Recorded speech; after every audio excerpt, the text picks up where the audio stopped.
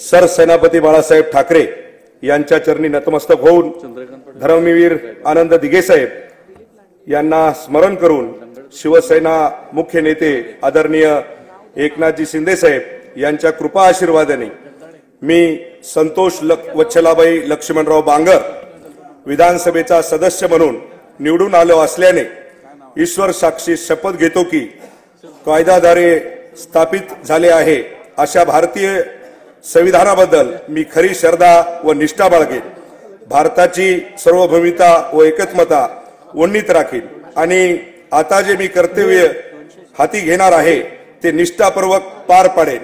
Jai Hind, Jai Maharashtra. Rais Shaikh Shri Vishwanath Bhoir.